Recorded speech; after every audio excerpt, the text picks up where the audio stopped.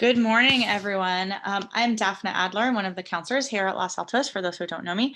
And I am so happy to welcome you this morning to our Study in Wales session, which is the very last session of our International University Month series this month. It's session number 17. So this is a really great way to wrap us up. So this morning, we've got Dr. Maggie Parke from Study in Wales, and she is going to take you through some slides and talk to you about the amazingness of Wales. I met her almost a couple of years ago now on a counselor tour in Wales, and so I got to see firsthand how incredibly beautiful it is there, and like the schools are fantastic, and it's just like a really unique opportunity to have a bit of a different college experience. So I'm going to turn it over to Maggie, and she's going to tell you all about it. Thanks. Thank you very much. And if you guys want to turn on your cameras, mics, I mean, there's only 3 of you, so feel free to make this really informal and join in. I don't really want to just talk at you for 45 minutes, so it's more fun if you can, tell me a bit what you're interested in, and I can kind of work around that. But if you'd rather leave it off and just silently watch, that's fine too. Anything you do want to tell me as well, if you want to pop into the chat, just what you're thinking about majoring in, where else are you thinking internationally? Are you thinking internationally at all, or just kind of interested? Any of that stuff is helpful. But I'll just kind of stroll through some of this. So this is a long presentation, but I'm going to skip over some big chunks of it, because I imagine by this point you know some overall stuff about education in other places. And I do have, like a slide per university. So I'll make sure that Daphne has this presentation. So if you want to make sure you have all that information, absolutely. But I just want to make sure I get the main points across to you and talk about how pretty things are, how affordable things are, and how doable this is. So those are like always my 3 points. Also, first of all, I always start with, I should explain, I'm sorry I don't have a British accent. I think everybody's disappointed when I start talking and I'm not British. I am from Pennsylvania. I studied in Wales for my master's and my PhD. I also studied abroad here when I was an undergrad. So when I was 20 years old, I was at college in Virginia, and I spent a semester studying in Wales, just for a semester, taking classes. And then those classes transfer back to your home uni. That's really common. Study abroad is a normal thing on every campus in the United States. So if you stay in the US, that's still an option. But I almost transferred. I almost transferred to finish my undergrad. I loved it so much, but ended up going back for the master's, staying for the PhD, getting a job and staying on afterwards. Now I have a house, a husband, a cat, and a dog. So I think I'm in it to win it over here. I came for location. I stayed for academics and cost. So those are the 3 points that I'll kind of run through. But let's start with something fun. Let's see if this plays. It's 20 seconds long, don't worry. It's just some images so you can see a little bit about what makes up Wales. Beautiful buildings, excellent facilities, really unique Celtic culture that utilizes spaces like castles for performances, and waterfront activities like kayaking and things like that. So there's just some really beautiful spots in and around. There's about 100 of these short videos on our YouTube channel. So if you want to just kind of fall down the rabbit hole, you're very welcome to do so. But for us, this is just where we are. So this is Wales. You'll probably recognize the United Kingdom. It sits above Europe. We're that bit in red. It is a country, so we're part of the United Kingdom. The United Kingdom is made up of Northern Ireland, Scotland, England, and Wales. So think of it like states. It's like 4 states that make up a country. We do have our own government, a devolved government for education and things like that. It is a small country. It's about the size of Vermont. We can get to London in 3 hours on a direct train. It's 2 hours from South Wales. It's an hour and a half for me to get to Dublin on the ferry. It's about 2 hours to get to Manchester on the train. So easy to get around. It's like popping to a shop that you like in California, but my friends here in the UK, they're like, you go an hour and a half to like a shop you like? I'm like, yeah, sometimes. That's just what we do. Distances are not that big of a thing. And anywhere in mainland Europe is about a 2-hour flight. Flights back to the, I think this is on a different slide, so I'll skip over that when I get to it. But flights back to the US tend to be about 7 hours to the East Coast and about 10 hours to the West Coast. So that might sound massive, but I used to drive 6 hours from Pennsylvania to Virginia for college, and now I fly 7 hours. from Pennsylvania to over here. So it's about 10 hours to Los Angeles on a direct flight. It's like 4 movies, so you just kind of start wrapping your head around different ways to think about this, and it becomes more normalized. Now I go home for long weekends in the before times when I was allowed to before COVID. Now I go home for long weekends. Like I just made a deal with myself that I wouldn't miss anything, and I don't. And because you end up saving so much money with tuition, I just give myself a good travel budget every year, and that covers this as an option. So see, I knew I was going to talk about it. Transport, there's all that stuff I just said. Here's the main summary points. As I said, I came for location, I stayed for academics and cost. Academics, first of all, they're shorter degrees. You might have heard this already if you came to any of the other presentations this month. Our degrees are 3 years for a bachelor's degree, 1 year for a master's, and 3 years for a PhD. They're completely equal to US degrees, barring some certification courses. I'll talk about that in a sec. But every degree transfers back to the US. The difference and why it's 3 years and not 4 is because we don't do gen ed programs. Excuse me. So you have to know what you want to study when you're applying to the university. You don't need to know what you want to do with your life. You just need to know what you want to study. So maybe you're really interested in environmental sciences, but you don't know which aspect of that you want to do yet. If you want to work for the state, if you want to work for the Conservation Society, if you want to work in TV, whatever. But you know you love environmental sciences. Well, the first year is really general in that field, and you take stuff like intro to writing and research skills in your department. Second year, you focus a little bit more. Third year, you focus a little bit more. So it is broad within the subject, but it means you don't have to take a language class. You don't have to take a gym class. You're no longer required to take a creative writing class if you're not creative, or a science class if you're not scientific. You just focus on your subject. You can take those other things for personal interest. Most professors never mind if you just sit in on their classes, but they're not for credit. They're not for your degree. What that also means is they're not for cost, so you don't have to pay for that, which is amazing. I figured it out with my undergrad in Virginia. I had 2 required gym classes per year. My crappy yoga class cost me $5,300 because that's how much a credit cost on that campus. That's crazy. So being able to have that savings come into my education program, great. So I loved that it was shorter, much more focused. Most of our US students do plan on staying for 4 years because the master's is only 1 year, and most campuses will offer that as a package. So you can apply into the 4-year program at high school stage. So you know you're going to have an undergrad and a master's in 4 years. Whereas in the US, that's going to take you 6 to 7 years to complete.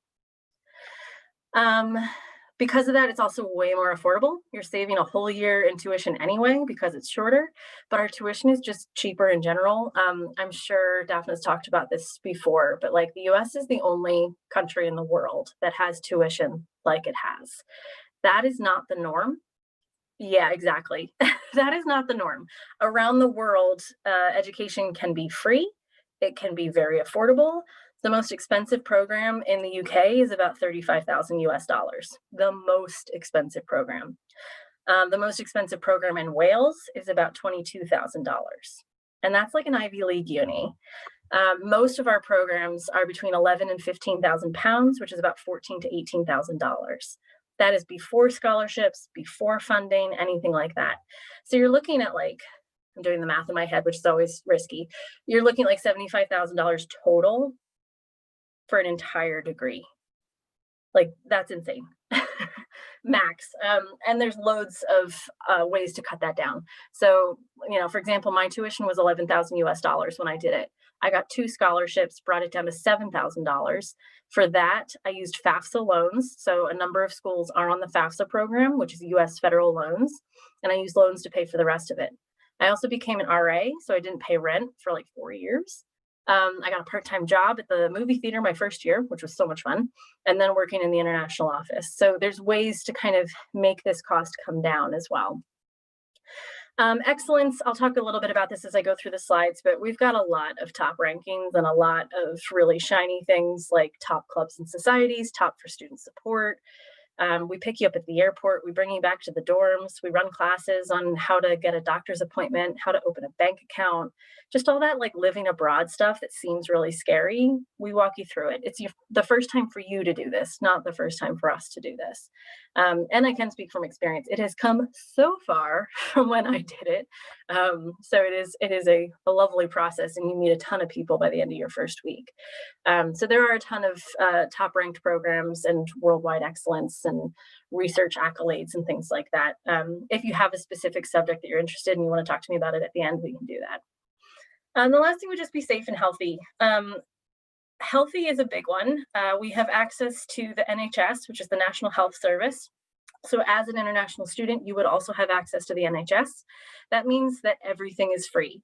You have a copay as part of your visa program. I think it's about $500, $600 per year. So you pay that up front, and then that covers you for the entirety of your course. So if you need surgery, if you need an ambulance ride, any of those things, God forbid, totally free. All your prescriptions are free, all of your appointments are free, everything. So you would be covered under the NHS. We're also really big on national parks and outside adventures and things like that. 25% of the country is covered with national parks. I took this picture on my phone. This is like 10 minutes from my house. It's silly. Like, it's raining right now, but the view out my front window is like the ocean and a mountain. It's just really stunning around us. So everybody plays outside. There's loads of fun clubs and societies like mountain walking, coast steering, kayaking, surfing, all that good stuff. So yeah, lots of options there. And then just in general, I think it's good to know we have a really low crime rate and a really high quality of life. I never felt uncomfortable walking home by myself at night. You know, you make smart choices and all that stuff, but it's a very safe place to live and study. I think it's just interesting to point out the Celtic side of things. We do have this really unique Celtic feel in Wales. It is a thriving, living aspect of our history and our cultural heritage. You'll hear Welsh language being spoken on the street and in the university. You do not need to know Welsh, don't worry, everything's in English, but you can take it for free if you're interested in taking Welsh classes. We have a couple of pubs that are Welsh learner friendly, so you can go in and practice like ordering a pint and paying in Welsh, and they're very patient with you, which I'm very grateful for. But we also utilize a lot of our Celtic heritage in unique ways. So this is one of my favorite things. This is Cardiff Castle having a concert in it. We have a touring theater company that performs every summer in the castles around us, usually Shakespeare or something like that. So you could go see Midsummer Night's Dream in a 12th century castle. It's okay. It's pretty cool. So that's good fun. Employability, good to know. We have really high figures. 6 months after graduating, 92% of our graduates are in employed or in further study, which I know sounds just like a cheesy stat, but trust me, that's a really good stat. You don't usually see something in the 90s. There's a castle. I took this one on my phone too. We have more castles per square mile than anywhere in Europe, and they are often incorporated into your field trips for classes, and your campuses will also run trips. So, you know, on a Saturday, you can sign up for a trip to go tour a castle or a slate mine or surf Snowdonia or something like that to make sure that you get out and about and explore the country that you're in. This is one of my favorite pictures. I used to live nearby this. We have 3 national parks in Wales. It takes up 25% of the country. We also have 870 miles of coastline, and we're the only country in the world that has the coast completely protected with a footpath. So you can walk the entire Welsh coast. And a lot of our students do that over breaks, Easter break and summer break. They'll pick a chunk of it and go do it. So the whole thing is accessible to the public and really stunningly beautiful. This is Cardiff. This is the capital city of Wales. It is a capital city. It has a real metropolitan vibe. It's got theaters and restaurants and cafes and government seats and all that stuff that you would expect to find in a capital city, but on a micro scale. So, you know, London, it can take hours to get from one end to the other. It's a big hustle and bustle. Cardiff, you can walk across it in about half an hour. Check with Daphne, she's done it with me. It's very accessible. We do have a rugby stadium, which you can see in the top there with the spires, all the way down to the bay, which has the Millennium Center Theater and the Government Zenith. The other nice thing with this is that means that there's a lot of opportunities for like a smaller, more attentive experience in internships and employability. Like we have a big BBC office there, and a lot of our universities will partner with BBC for work experience and internships. So instead of going to London, where L Street Studios is, hundreds of thousands of people, you're in the Cardiff BBC Studios, which is about 300 people. So you get a much more intense experience and a lot more hands-on experience. Same with the government, because we are devolved. You're not going to Parliament, you're going to the Welsh Senate. So you do get a lot more access, which is quite unique. Universities are friendly, safe, and in beautiful locations. We've got lots of student support. As I said, they'll help with any issue that comes up in your day, financial support, how to find a job. I'm homesick. How do I change my light bulb? All these really basic things, but also these things that just kind of do worry you when you're an international student. So they're always there to help you out. And they're usually in these ridiculously stunning Harry Potter-esque buildings. So there's one. Okay, here's a big perk that I imagine you've heard about before, but our accommodation, it's pretty much guaranteed on every campus for all first-year students. If you want to stay beyond first year, you usually can. It's just an application system. You pretty much always have your own bedroom and your own bathroom. We do not share in the UK. So you will not have a roommate, you will not have a forced triple, anything like that.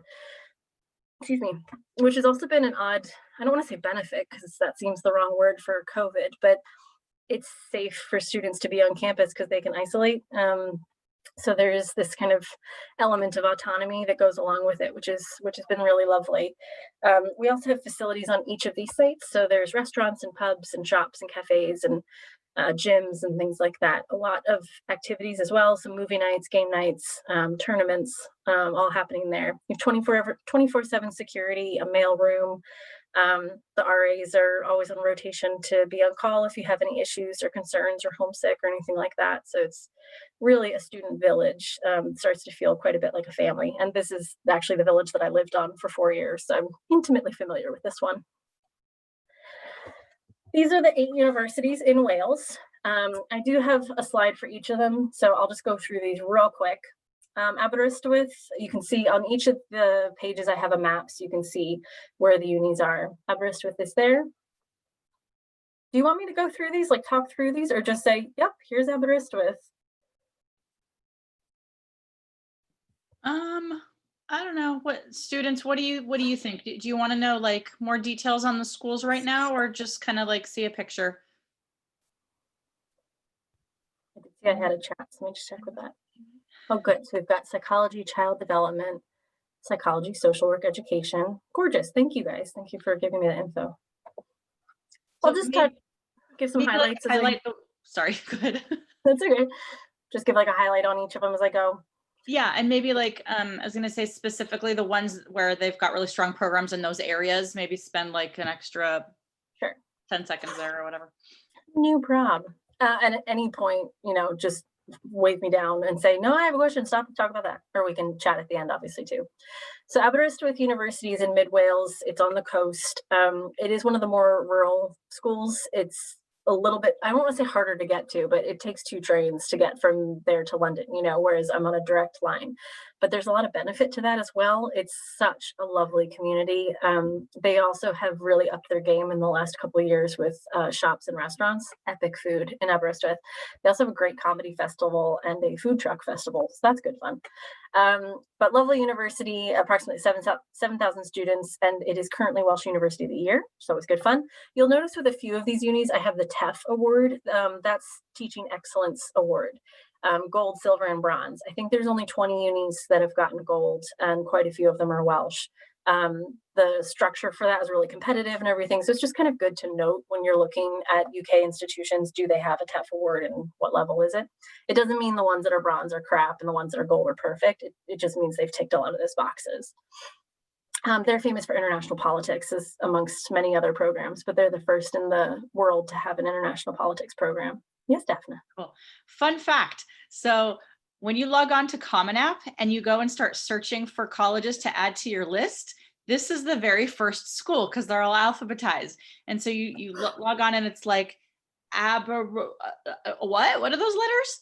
Now you know what it is, Aberystwyth. But I just think it's funny. It's like anytime you log on, there it is on Common App. Well, and what we discovered this year was because of that, they have like 9 times more applications than anyone else on Common App because people just like throw one in because it's free to apply. So I think that's a positive, but I think Aber's also going to be introducing a small fee next year, not for American students though, so it's still free for you. But they're trying to cut down on the people that are literally just clicking the first school on the list. That's funny. Good to know. Right? Anyway. Okay. And oh, we seem to have frozen. Come along, little guy. There we go. Bangor University. This is my alma mater. So this is where I went to university. It's about 11,000 students in North Wales. So it's up here at the top. It's between the mountains and the sea. So we're between Snowdonia National Park and the ocean. It is TEF Gold. It's known for a lot of different stuff, but I would say the biggest ones, especially for American students, are ocean sciences, environmental sciences, psychology, and creative industries. So we do have some psychology folks here. They're 4th in the UK for psychology. And psychology is another good example of how it's good to know what you want to study, but you don't have to know what you want to do. Because psychology at Bangor is the biggest department in Bangor. It's about 900 students. So that sounds crazy, right? That sounds like a lot, but you're working within small groups, small classes, maybe big lectures, because those small classes will come together to hear the same lecture and then break into their small groups to talk about it. But that first year, you're studying everything. You're all taking the same classes to get all the same information. So if you start with like clinical psychology, but by the end of the first semester, you're like, oh no, I actually really like developmental psychology or neuropsychology, you can switch in that first year. If you start with psychology and you're like, oh, actually, I really love ocean sciences, that's hard. You generally cannot just switch. You generally have to start over. So just be aware of that. If it's within the same school, easy to switch. If it's changing schools, harder. Because it's 3 years, it's quite prescriptive what you need to do each year. So you can't just come into the middle of the first year. You have to do that full first year. It's also top in the UK for clubs and societies. They've got more than 250 of them, and all of the campuses will have clubs. So wherever you end up, just join something because it's so much fun. You end up meeting some really cool people and getting outside and exploring castles and riding ponies and sailing boats in the ocean. Like, it's just silly what you get to do as part of this university. Cardiff University is the biggest university, about 33,000 students. It's in the capital city of Cardiff. It's also known as a Russell Group institution, which is almost comparable to like Ivy's. It's a really strong reputation, really strongly known for research. They have top programs in journalism, creative writing, and medicine. Excellent research links, as I say, and 95% employability. So obviously a very strong uni. Cardiff Met is about 12,000 students. Cardiff Met and University Wales Trinity St. David and Wrexham, the 3 that I'll talk about as we go. Those 3 are post-vocational universities, which means they used to be like community colleges and have turned into full universities. So they are fully accredited, complete universities, but they're very focused on hands-on experience. So it's not a trade, you're not learning to be a plumber or something, but it is very much about hands-on experience. So for their arts program, they're heavily into studio art. Daphne actually and I got to throw pots in their pottery studio, things like that. Broadcasting, their facilities are better than BBC's. And so you can do broadcasting and filmmaking, sports broadcasting specifically if you'd like. They also have sports programs where you can play at an elite level while training. You can train at elite level while also doing your degree. So it's quite well known for that kind of balance of professionalism and practice. They've also had a really good year. They have had the highest ever rise in UK rankings. They moved up 41 places. There's only 125 universities in the UK. So that's pretty substantial to jump that high. So they're now 72nd in the UK. Swansea is another one of the core 4, as I call it. The core 4 are the established historic universities: Bangor, Aber, Swansea, and Cardiff. So they have been around for 150 plus years. So Swansea is about 17,000 students, known for law, engineering, and health studies. Their health studies, they have a lot of partnerships in the US. So ironically, you could go study in Texas for a semester if you'd like, and do some research at the partnerships they have at the Houston Health Center there. Law, they actually have the Hillary Clinton School of Law, so you know she's tied to this. They also have 2 campuses separated by a shuttle, so it's not like it's far away. but their campuses, one is really traditional, has those Harry Potter type buildings, a pub on site. The other one is this one. This is their Bay campus, which was based off of one of their partner programs in Texas. So it feels super American. It was so surreal walking across this campus for the first time last year.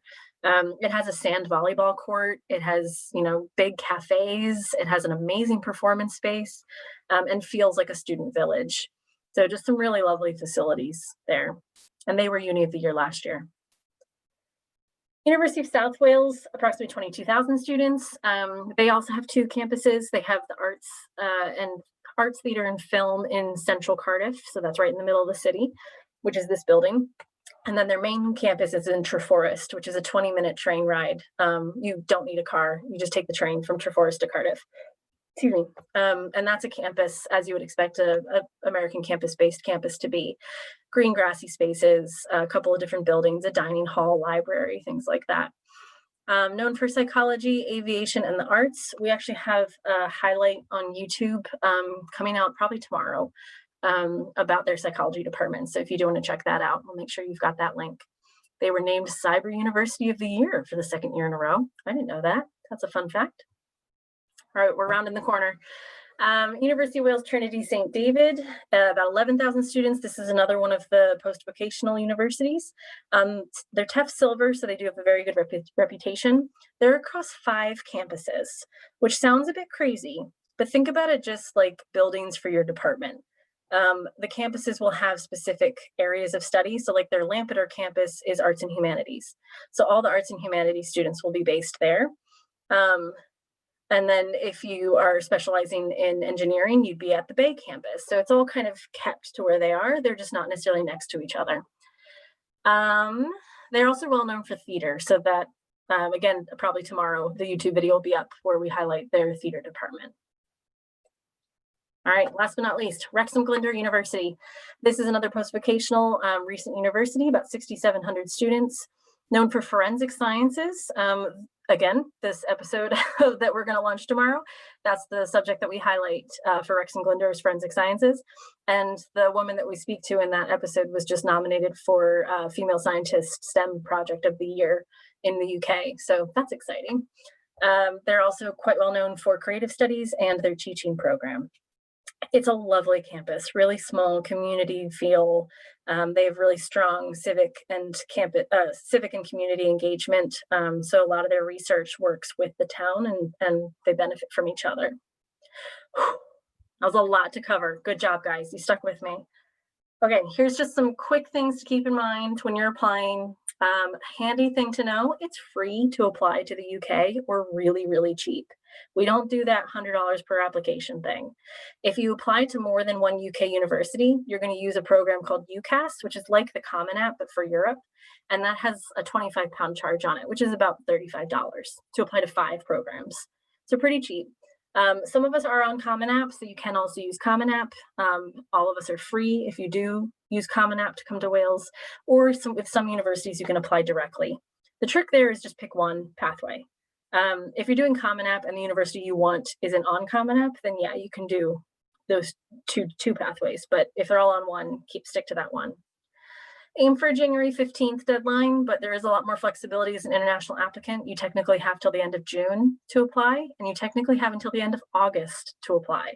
I wouldn't recommend that last one because it's a little stressful to get everything in, and a lot of the spaces are taken up already. But it's basically rolling admissions, so everybody has open opportunity until January 15th, and then we start filling spaces. So you want to be in that pool from January 15th.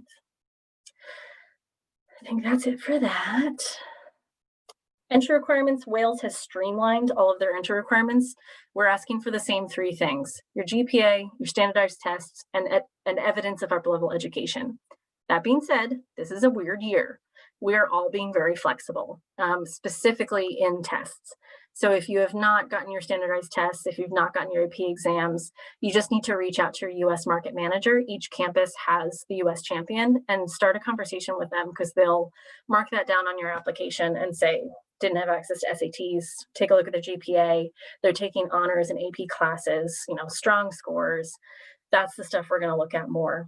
So good to know. These are the 3 things we look for. The difference here is that it's super transparent. you will know if you stand a chance to get in here or not. If you email me and I still worked at Bangor and you said, I want to study psychology at Bangor, I know exactly the GPA and scores that you need to be accepted. So I can tell you that, so then I'm not going to use one of my 5 spaces for UCAS because I have no chance of getting into that uni. There's not really a concept of safe schools because you know where you're going to have options. So yeah, it's very clear, very transparent. Letter of recommendation, we only require one, and it should be from a teacher that is in the field that you want to study. If you had a good relationship with your music teacher, but you want to study psychology, that could be a secondary reference that you email to the university, but that first one needs to be in psychology or chemistry if you're studying chemistry or whatever. So it needs to be able to speak to your ability in that field. Personal statements, very different. Personal statements in the UK are like cover letters to job applications. It's not about summer camp or horseback riding or your mom. It's about, why do you want to do this degree? What experience do you have? What have you read? Are you aware of the field? What got you interested in this? Just all that kind of stuff to show that you're thinking professionally and academically, not to demonstrate how much you know. We know that you're coming to university to learn, but it's like, I want to study psychology because I did a work shadow thing. I read this article that piqued my interest. I took an AP class, whatever it is that kind of sparked you on that path, that's the bit you want to focus in on. Okay, wrapping up. And here's the summary. So just to kind of bring it all home, shorter, more focused degrees, transferable back to the US. Comparable universities in the US are 35 to 55 a year, and you're looking at 14 to 28 a year for a year shorter in the UK.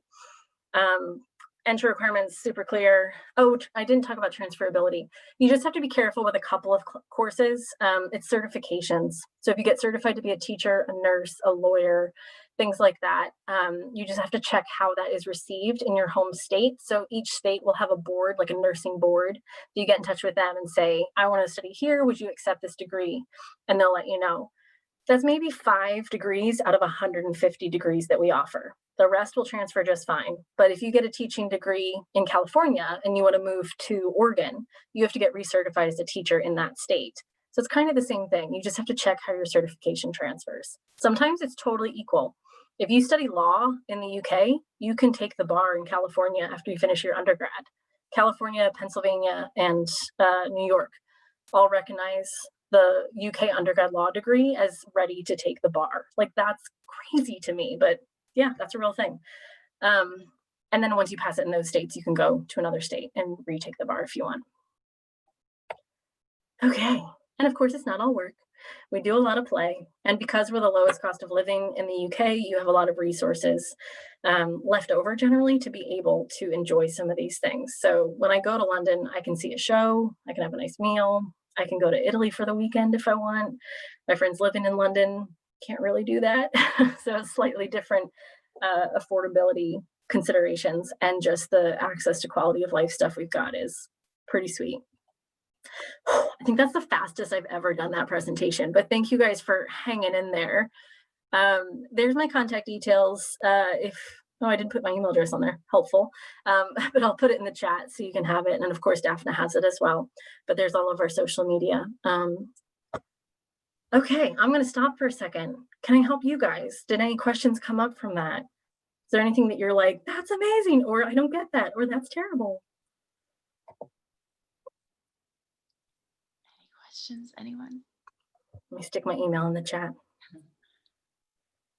So if you guys walk away with anything besides like, oh my God, it's amazing. Besides that, obviously, remember that, in the US, the admission process is so like the opposite of transparent, right? Yeah. And it is so refreshing to be able to have an option that, again, is totally awesome in its own right, but also allows you to like step out of the kind of the rat race of American admissions, which is, it's kind of awful, right? So this is a way, and that's not just about Wales, really, like kind of anywhere abroad. It's going to be a lot more transparent than here. But I remember, Maggie, something that you said when you visited us last year. So Maggie did a mini version of this event for us last year in person. And this totally stuck with me. We had a session about applications, and she was talking about how flexible it is in terms of like, let's say in 10th grade, you were taking chemistry and your grandma died one semester and you had like a really rough time that semester and you got a D in chemistry, but you're going to go study creative writing. So who cares about chemistry? You know what? Let's just pull that out. And I was just like, I'm sorry, what? Like, Yeah, can that's you the thing we do. imagine? Yeah, can you imagine an American university saying, you know what? Don't worry about that, D. We know you were going through a rough time. The caveat I will say though is that you've got to flag yourself up with your US champion, because if you just submit it and never talk to your US champion, it will probably get rejected because they don't know the story. But if you have it in your personal statement or it's in your reference kind of explaining that element, or you've had that connection with your US champion, that's what they do. So like I had a student who had a 2.8 GPA, but she wanted to study film. And when we went through her creative GPA, it was a 3.6. Like, you know, if you take out the classes that she really bombed in, she was super strong in the areas that she wanted to study, and she was taking it at an honors level. So that was almost and it's not to like work the system, it's to make sure you're going to be capable in that field. I don't care if you failed home ec or gym. If you want to study chemistry, you know, I'm just going to look at the subject that you're interested in doing. Right. It's just so different. And it feels a lot of the time like in American admissions, the point is excluding people, right? It's like the really elite schools, they accept this like micro number of students and everyone else out. And it's like, oh, that makes it all, exclusive. And I feel like in the UK, it's like, come to us. We want you here. We're going to help you. We're going to make it so that you can come here and study the thing you love and not punish you if you had like one bad grade or something. Yeah, I was just talking to a rep from Scotland and Northern Ireland this morning, and we were saying that because we're doing a Celtic Nations session next month. And we're very much like warm welcome. You know, it just, you feel like you're welcome. And not that I'm like, please take me. It's like, oh, you want me. And it's just such a different way of thinking. Yeah. The other thing I would say to you guys is if you're at all considering this, it doesn't have to be your like massive, terrifying decision. If you like the program and you like the location, apply. It's free, it's or really cheap, and rolling admissions. So like if you like those two things, don't worry about the other stuff. Apply. Once you're accepted, we'll help you with housing, visas, travel, you know, all that stuff that I think people get too wrapped up in. Again, old hat for us. We do it all the time. So just focus on location and program and throw your hat in the ring. You can apply to 10 other American schools too, but it's nice to know you have this option in the UK. And with all of our programs, you can defer for up to a year. So if you get accepted and you're like, I don't know, COVID's still going. I don't know if I want to save up some money. I'm not entirely sure that's what I want to be my major. So I want to take a community college class while I work. You can accept that post and defer it for a year. And then you have a whole year to kind of figure out exactly what you want to do with that, change programs, whatever. So keep that in mind too. It's flexibility is like key. Super cool. And it sounds like Wales is more flexible than like England. I don't like to say that, but we really are. We're a lot more transparent than England too. Cool. I do have a question about that actually. So, okay, let's say a student does apply in the US as well as Wales and is kind of on the fence for a while and they want to wait and see where they get in by April of their senior year. What is the timeline? Like if you do apply on the early side for Wales and you get your rolling decision back pretty quickly, what's the timeline for deadline? There is no end limit. You have that space. So it's not like you have to tell us within 4 weeks or the space is gone. You have that space. But until like July or like? I mean, let's say July, but I mean, really it's September, you know? I mean, if they've offered you the space, you have the space.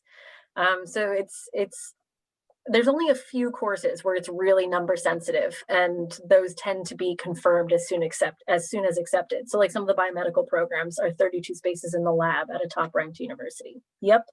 You know, people are going to accept that once offered. So it just depends. But generally that space is yours. This can also get a little bit tricky because I'll try to do it real quick, but there's conditional and unconditional offers. Most of us are going to give you conditional offers. That's still reason to jump up and down and be like, I got into uni, but there will be conditions on it. Usually it's just graduate high school. That's it. But sometimes it's get that score in an AP exam or that score on an SAT. Obviously, we're more flexible this year. But those results don't come till July. So sometimes you have to make a decision for your US university before you'll have the scores for your UK university. And that's, I think, the only like really difficult scenario, because you might have to pay a $500 deposit to your US university and then decide you want to go to the UK. So you might lose 500 bucks, but you're probably going to save about 30 grand. So just keep that in the back of your mind, right? But I like to prepare you for that just in case. I see you've got a question here. I'm in 10th grade. What should I do now to help set myself up for study abroad? Study abroad, do you mean for a semester or for doing your degree overseas?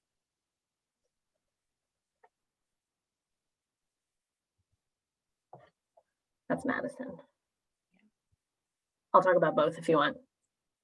It's possible she's typing as we speak. Degree, thank you. So if you're doing a degree, a lot of it's about preparation for courses, and making sure you're taking tests early if you are doing the test required path. So if you can take APs in your junior year and take those exams and have them under your belt, sit the SAT2 subject test, get those under your belt, great. Then you're giving yourself a lot more flexibility in your senior year if you want to retake anything, or change to a different course. But more than anything, I think the best thing you can do is explore that field.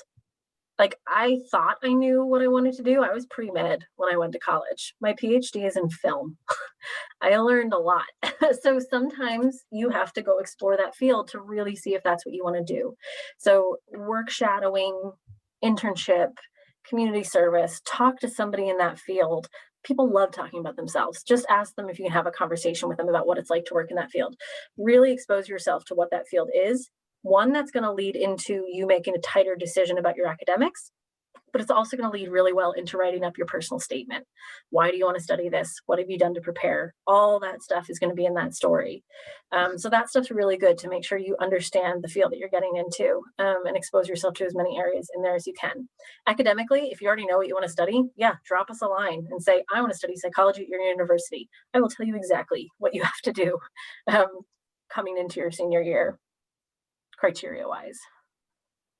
Cool. Again, imagine an American university saying that. Yeah. Not gonna happen. Yeah. It's just cool. And I hope that, again, silver linings with this weird COVID scenario.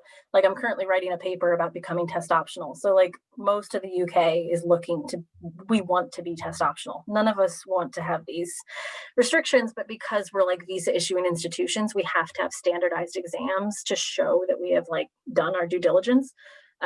But if this is a way for us to get rid of them and just focus on GPAs, I am on board with that. And you guys, that being said, I don't know if any of you are seniors.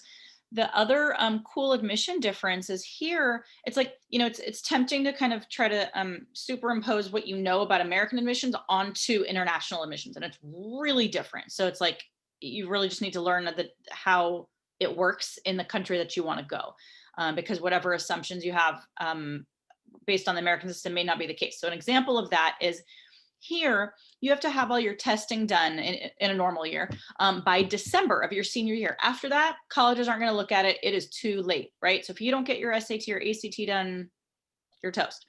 That is not the case in the UK and Australia and tons of other places. You can test all the way through your senior year because you get that conditional offer in your hand. That spot is yours, just like Maggie said. As long as you do what they're telling you, they can't yank that offer. So if you're like, here you go, here's my testing, here's my APs that I took senior year, you're in, no questions asked. And so that means, like, for example, this year, a lot of kids have not been able to get in for an SAT or ACT. They keep trying, it keeps getting canceled, whatever. If things open up in the spring and tests are able to be held, or College Board and ACT figure out some virtual option, who knows, you can still test all the way up until like July and submit your scores and still keep that place. So even if you are a senior and you're kind of sweating it because you're like, well, what if I can't take that test? There's still time. And a lot of schools really are trying to be flexible, knowing that like it is a huge problem for American students, especially on the West Coast. So don't give up on it on the face of it if you're like, oh, well, I just don't have these things today right now.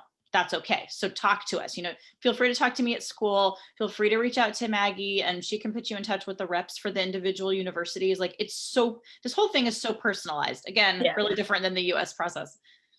Yeah, and I meet with my team like once a week. There's 8 universities, 8 reps for the Welsh unis. So basically, like I can say, oh, I spoke to Madison in California. She's interested in psychology. Can I put her in touch with you? Yep. That's how it works. And all of a sudden, you're US champion and you're having a one-to-one conversation about your transcript and them saying, yep, you're going to get in. Sounds good. Let's go. Such a different way to think about it. And yeah, again, the US is the only country in the world that requires things this early. All of our Asian countries, for students coming from China, India, Japan, their results don't even come in until July. So like they definitely don't know until July or August where they're going to go in September. So don't worry, that's not abnormal. Awesome. Cool. All right. Well, we're coming up on an hour here. Any other questions or any last things to mention, Maggie? Thanks, guys. No, I feel like I've just talked at you for an hour, so thanks. And for being patient as I ran back from the center of my village. No. But anything that does come up, give me a shout. And I mean, general UK, I'm happy to help. And it's a really small community. We know most of the other US reps, so I'm always happy to put you in touch with whoever. But if it is a Welsh uni, definitely reach out to me. Cool. And so we've recorded almost all the sessions of this entire month, and Maggie was so super kind to do 5 of these with us, I think. That sounds about right. Yeah. Yeah. So I'm in the process of getting them posted, and so you will see Maggie speaking on quite a few of the UK sessions, just so you guys know. It's way more fun than my normal job. So.